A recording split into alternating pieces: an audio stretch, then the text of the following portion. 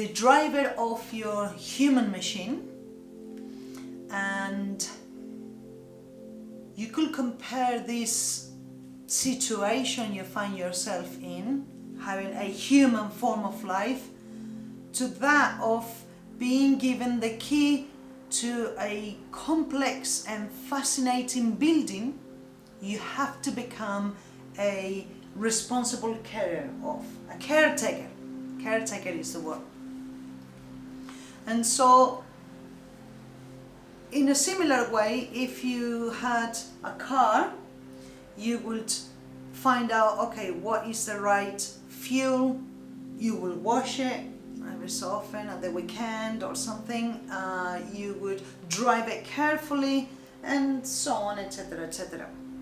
So in the same way, it is very handy to understand what keeps your machine well oiled in working condition. And of course, nowadays we live this such artificial lives that we've got no idea. It's like we parked this machine somewhere, and then the elements are just getting to it. We put the wrong fuel, we drive it carelessly, we wash it with the wrong products, and so many things. We put the wrong products inside, and we put the wrong products, or harmful or not helpful products, and so on. So, you know, we suffer the consequences in the form of disease and so many other things. Disease of the mind, disease of the body, and like that. And we wanted to start this segment called The Human Machine and Beyond because Miss Green is now a student of biomedicine. We are both interested in the science of self-realization, as is being taught by the ancient yoga texts such as Bhagavad Gita, Srimad Bhagavatam, and so on. And interesting, the Bhagavad Gita talks about the body as a city of many gates. Those gates are the eyes, the nostrils, the mouth, the ears, the anus, and the genital. And so we thought about today having a look at the foundational part of the human machine, but also having a little reflection on the driver. The Bhagavad Gita and other yoga texts refer to the driver as the jiva, that which remains after the machine is completely broken down, and we can't use it any further, and we have to exit that machine. What happens? The owner of that machine, or the driver of that machine, is called the jiva. In common terms, you will say the soul. I was just going to ask. There you go. And so these are going to be discussions on body and soul from biomedicine point of view, so we can learn a little bit, because I had a pick and it's very, very interesting. And obviously we are beyond fascinated by the teachings of the ancient yoga texts that we've mentioned. So, Miss Green, what is the cell? Firstly, before I move to cells, I wanted to say how interesting it was to hear about the city of many gates, because our cell is like a city. So, cell is the smallest unit of all organisms.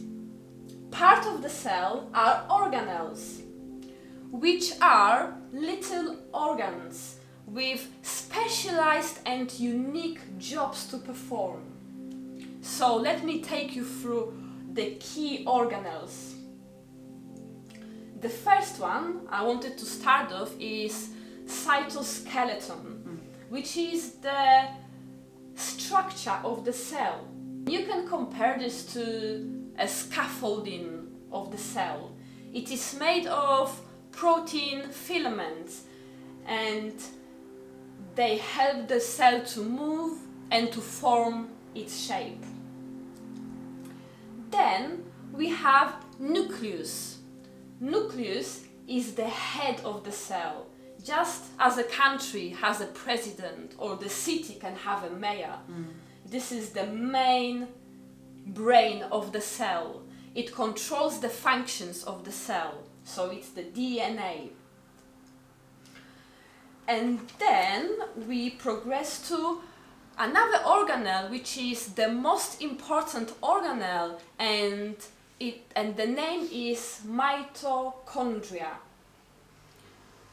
And this is like a powerhouse of the cell because it produces the energy. Hence, it's very important.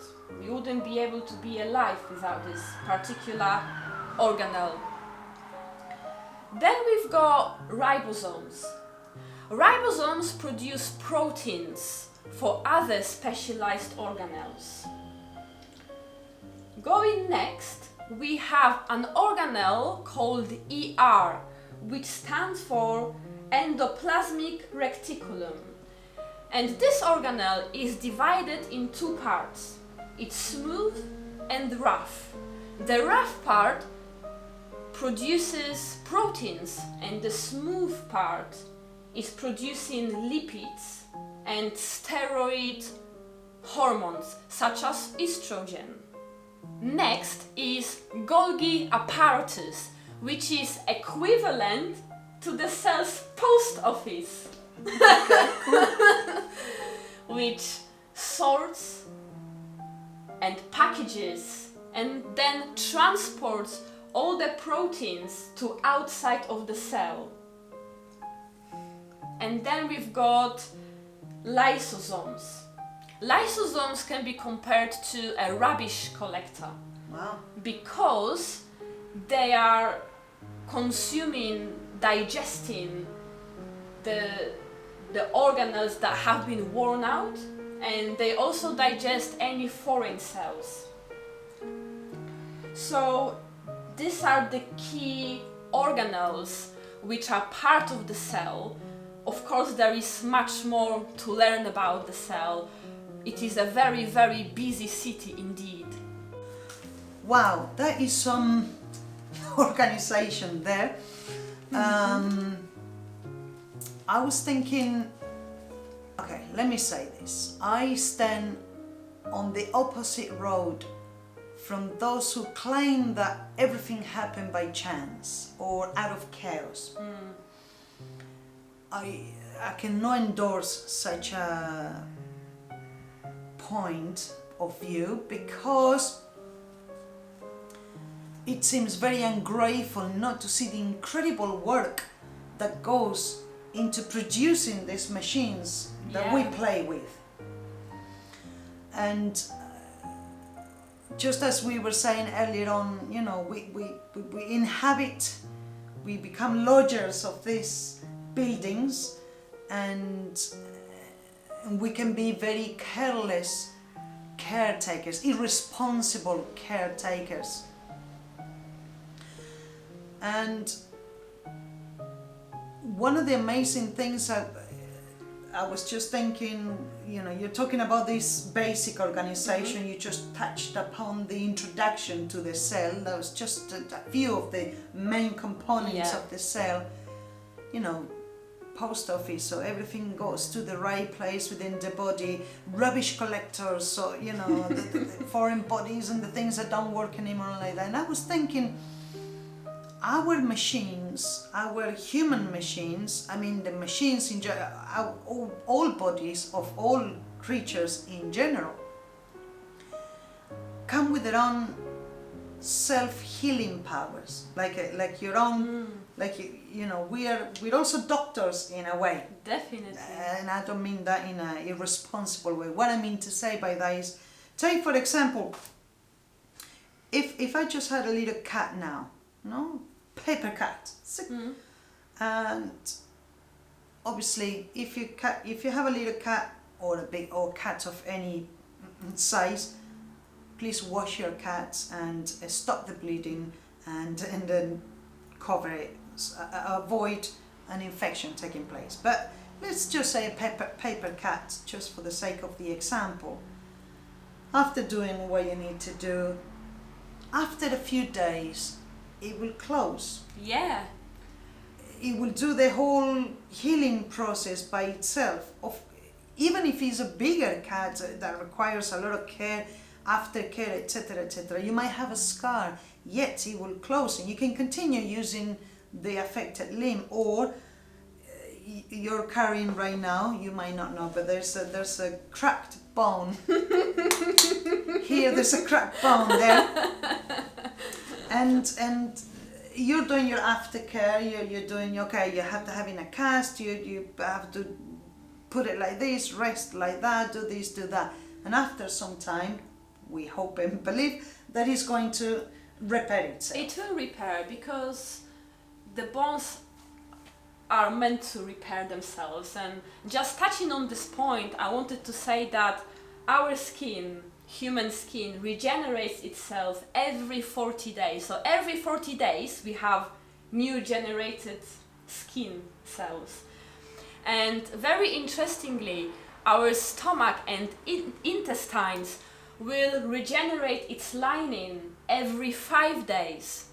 And our red blood cells will regenerate every 90 to 120 days.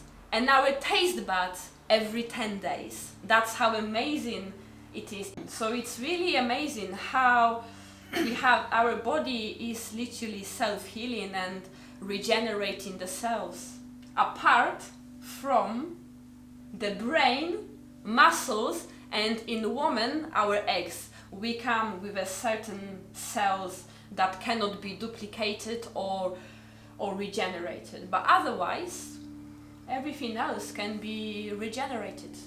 Very generous gift. And on that point, I like to quote a verse from Bhagavad Gita, which goes, Dehinoshmin yata dehe, kamaran javanam jada, tata dehantara praptir diras tatra namuhyati.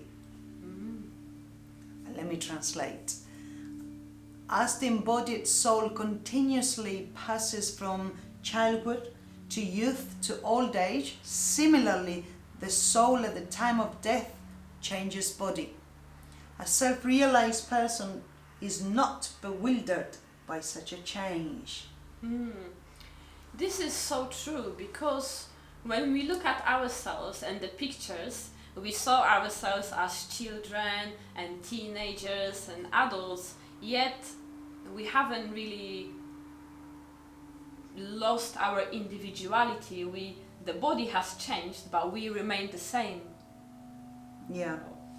Often people will say, a 90-year-old might say, I still feel like I was 80 years ago, and so on, and everybody can go into that, into whatever age you're at.